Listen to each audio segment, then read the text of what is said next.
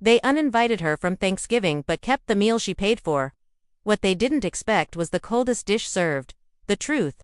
When Melanie Cross decided not to stay silent, her quiet revenge shattered a family's carefully curated illusion. This isn't just about a missing turkey. It's about reclaiming your place, your power, and your peace. The dining room of the Cross family estate had never known silence like this. A room once accustomed to the clinking of silverware and the murmur of rehearsed family pleasantries now sat cloaked in awkward stillness. 20 relatives, dressed in their holiday best, were seated around a long, linen-draped table each, one staring blankly at their empty plates. The golden centerpiece, once a symbol of family pride, now sat untouched and ironic under the weight of its symbolism. The silence was shattered when my father's voice cracked through the phone. "The food never came," he said. Confusion etched into every syllable, 300 meters away. I stood in my Asheville apartment, the soft glow of late November sunlight warming the countertop where I leaned with a cider in hand. I could hear the muffled chaos unraveling behind his words, the low murmurs of confusion, the rustle of chairs, my mother's rising voice.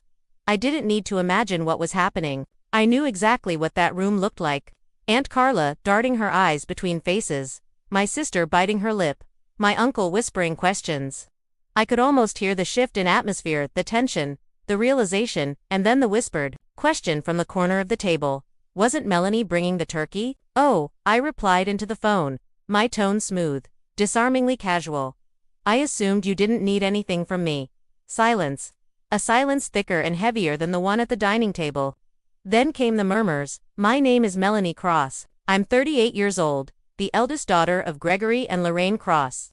Though I often felt more like their assistant than their child. Thanksgiving had always been a spectacle in our family. Not a celebration of gratitude, but a performance, a curated illusion of unity. Growing up in Raleigh, I wasn't nurtured, I was needed. Needed to bandage knees, organize carpools, and, later, to pick up the financial slack wherever the picture-perfect image of our family cracked. I was the dependable one. The fixer. The one who never said no. Until I did. The betrayal didn't arrive on Thanksgiving date, had started a week earlier, tucked behind the glittering filters of a family group chat. Aunt Carla had posted a chipper message, "Can't wait to see everyone. So excited for next week." I replied almost automatically, "Same here. Looking forward to it." Hours passed. No likes, no replies. Then a private message from my cousin Riley lit up my phone. "Wait, you're coming? I thought your parents said you weren't invited this year." My stomach dropped. Confused, I dialed my mother. "We're keeping it small this year," she said, voice lilting, avoiding confrontation. "Just immediate family." I felt the heat rise to my cheeks. "I am immediate family." Her voice tightened. "We just thought it would be easier this way. Less tension." Tension. The word echoed, uninvited and unforgiven. There hadn't been tension at least not until I'd begun refusing their ever-growing list of financial favors. No to covering my brother's second car repair in a year. No to bailing my sister out of her post-wedding debt. My silence, it seemed, had translated into rebellion. And in a family like ours, rebellion wasn't tolerated. They'd uninvited me, but conveniently forgotten who was paying for the feast. The irony was cruel. I had placed the order weeks ago, every item lovingly selected, every detail aligned with my mother's taste. The turkey from Maple and Pine, the boutique butcher she praised endlessly, the desserts from Sweet Laurel Bakery, her not-so-guilty indulgence. It had all been charged to my card. All under my name, so I made 2 phone calls. Maple and Pine refunded me without hesitation. Sweet Laurel Bakery hesitated at first, but relented once I forwarded the receipt. I didn't explain. I didn't need to. The silence would speak louder. On Thanksgiving Day, at precisely 12:17 p.m., my phone buzzed. "Dad." I let it ring 4 times before answering. "The food never came," he said. I could hear the panic bubbling underneath. I tilted my head and replied, "Oh, maybe check with whoever placed the order." "You placed the order," he barked. "Did I?" Silence? "I didn't think you needed anything from me," I said. That was the moment the illusion shattered. The moment the curtain dropped. An hour later, Riley texted me a full Sean Bassine breakdown. No turkey, no desserts. Every grocery store in Asheville and nearby towns closed or was picked clean. My sister, desperate to impress her new boyfriend, locked herself in the guest room, sobbing. My mother locked herself in the bathroom. Uncle Ron asked, loudly, if I was bringing the turkey. The room, he said, had gone deadly quiet. Then the whispering started. 3 days later, a message in the group chat. We missed you at Thanksgiving. Hope we can put this behind us. No apology, just a rug under which they hoped to sweep the truth. I didn't respond. Aunt Carla called the next day. Her voice was quiet. A lot of us confronted your parents. They needed to hear it. But consequences had never sat well with my mother. By the end of the week, a new narrative was emerging. I was unstable, dramatic, unhinged. I had deliberately sabotaged Thanksgiving. Dad called twice. On the third ring I picked up. I don't know what you were trying to prove, he said, but you embarrassed your mother. I laughed. Sharp, loud, funny. I thought she didn't even want me there. His sigh was rehearsed, theatrical. We made a mistake, okay, but what you did was low. Lower than uninviting your daughter after she paid for everything. My voice cracked. You're being dramatic. My pulse thundered. Then why? Are you calling me about it, Dad? I hung up. My hand shook. My breath caught. Later that night, Riley texted, you officially started a war. Mom was spinning a new version of events. I'd always been difficult. Thanksgiving just proved it. Christmas loomed, a shadow on the calendar. I had no plans to attend until Aunt Carla called. She's telling everyone you're too fragile to be around family, that you're skipping Christmas because you can't handle conflict. I closed my eyes.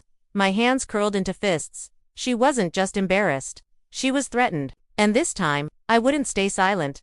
Not anymore. Christmas Eve in Asheville arrived draped in a soft winter hush, the streets bathed in the pale golden light of dusk. I stood in the parking lot outside my parents' house, my breath fogging the air, scarf tied around my neck. The house loomed in front of Mitt's windows glowing with warm light. The trimmed hedges and festive wreaths a picture-perfect invitation. But I knew better. The warmth inside was skin-deep. Beneath it pulsed a history of control, silence, and manipulation. I took a steadying breath and opened the passenger side door. Ready? I asked. More than ready, my grandmother said as she stepped out. Regal, despite her age, eyes sharp behind silver spectacles. Her presence alone would be enough to detonate the image my mother had spent years, curating. My mother had not spoken to her mother in over a decade. After an explosive falling out involving family money, stubborn pride, and an insult neither side could forgive. She had erased Grandma from holidays, photos, and stories, but not from me. I'd kept her in my life, in secret at times, clinging to the only adult who ever treated me like more than a utility. Grandma looped her arm through mine. Let's make this merry, she said, mischief sparkling in her eyes. The door opened before we even reached the porch. My father stood there, mouth slightly open, clearly caught mid-sentence. His eyes widened as they took in our unexpected duo.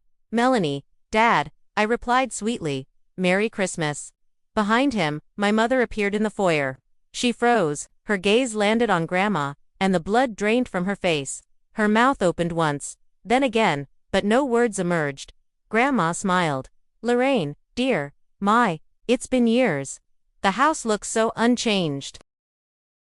The silence that followed was suffocating. My sister peeked from the hallway, blinking like she'd seen a ghost. My brother Ethan stepped into view, his face unreadable. I peeled off my scarf. Shall we? Dinner was a tense ballet. Every word carefully placed, every glance laced with subtext. Grandma's presence at the table was a grenade my mother couldn't disarm. She tried to ignore her, then overcompensated with forced cheer. But Grandma wasn't playing by the old rules. Oh, is this store-bought stuffing? She asked brightly. It tastes very consistent. I bit the inside of my cheek to stifle a laugh. Across the table, my sister's new boyfriend whispered something in her ear. She nodded stiffly. The tension simmered like gravy on the stove. I caught Ethan watching me, his eyes, uncertain but searching.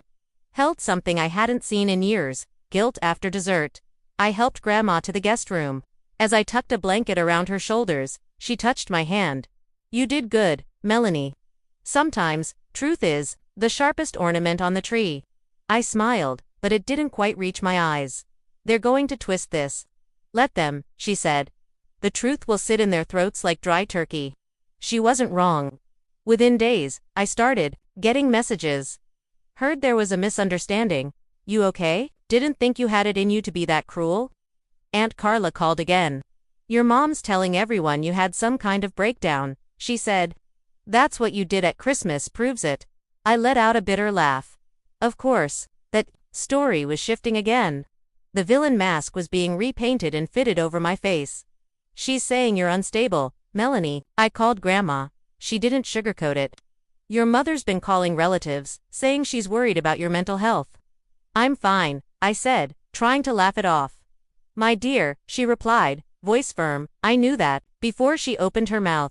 That night, I sat in my living room, the Christmas tree casting soft shadows across the walls. I opened the family group chat and typed, "Hey everyone, just wanted to clear up some confusion. I'm doing great. Breakdowns, no drama. It's been an interesting holiday season, but I'm genuinely in a good place. Hope you all are too. Wishing everyone a happy new year." Neutral, impossible to twist. A digital smile and wave, then something unexpected happened. Ethan texted, "Hey, can we talk?" I called him, heart pounding. His voice was hesitant. "I don't agree with what Mom did," he said. I stayed silent. "She told us you weren't coming, and then when everything unraveled, it didn't feel right, but I didn't say anything. I didn't know how." His voice cracked. "But Christmas, that's when it clicked. She was scared. You exposed her, and she's trying to make you look unstable so no one believes what they saw with their own eyes." Tears welled up before I could stop them. Not from hurt, but from the fragile relief of being seen. "I don't think you're crazy," Ethan said. "Not even close." In that moment, something shifted, a crack in the fortress my mother had built. One by one, the illusions were beginning to fall. 2 weeks after Christmas, my phone rang on a gray Sunday morning. The caller ID flashed Mom. I stared at the screen, debating. Against my better judgment, I answered. "We need to talk in person," she said. Her voice was clipped, like the conversation was already an inconvenience. "About what?" A pause. Then, "Your little stunt humiliated me." There it was. Not hurt, not confused, not remorseful. Just humiliated. "Sunday dinner, 6 o'clock. Your father and I expect you here," she snapped. Then she hung up. I wasn't planning to go. But Aunt Carla called a few hours later. "You don't have to forgive them," she said gently. "But make them say it to your face. Make them own it." So at 5:59 p.m., I pulled into the familiar driveway. The house looked unchanged, as if the past few months hadn't cracked its foundations. The tension was thick the moment I walked in. The dining room was set like a courtroom, every fork and napkin placed with care, but the air was rigid, like no one could breathe. My father stood near the end of the table, his jaw clenched too tightly. My mother sat at the head, her arms crossed and mouth drawn in a tight line. My sister was glued to her phone, pretending to be indifferent. Ethan sat hunched, glancing between them all. "Do you have any idea what you've done?" Mom asked without preamble. I tilted my head. "Which part are you mad about canceling the turkey? Bringing Grandma, or the fact that people stopped believing your version of the story?" "You're so dramatic," she snapped. Dad stepped in, voice low. "Your mother's hurt. You made her look bad. She made herself look bad." I just stopped covering for her. Her cheeks flushed. "The truth. You mean your version of events? Because in my version, you abandoned your family, refused to let go of old slights, and ruined the holidays over a misunderstanding." I stared at her. "Misunderstanding? You didn't invite me. You let me pay for everything and then cut me out. That's not a misunderstanding, that's a decision." "We never meant to exclude you," she hissed. "We just thought it would be easier, less tension. And then you made it worse. You called people and told them I was unstable. You tried to discredit me. Why?" Her voice rose. "Because you embarrassed me in front of everyone."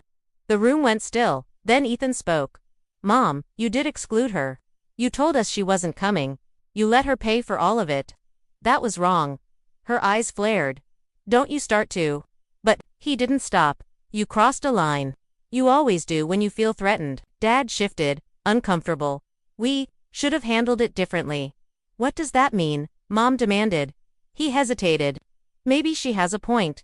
The words landed like a brick. For the first time, I saw a flicker of doubt in my mother's eyes. "You didn't just leave me out," I said. "You tried to rewrite the story. You made me the villain because you couldn't handle being wrong." She blinked rapidly, like trying to erase what had just happened, and then she said it. Quietly, almost to herself, "Because I was embarrassed." A silence heavier than any before settled over the room. I didn't know what to say when people asked. She continued. It snowballed. I didn't want to be the villain. So you made me one, I said quietly. She didn't respond. But beside her, for the first time, I saw my father. Look at her like he didn't fully recognize her. My sister muttered under her breath. Wow. That single word felt like a judgment. I stood up. I'm done. I don't need an apology. I don't think you're capable of a real one. But I need you to understand that I'm done. Mom flinched, as if struck. Wait, no. You don't get to walk away like that. You did this, I said. You shut me out. And when people noticed, you twisted the story. You made me the problem. Because that's easier than looking in the mirror. Dad didn't look up.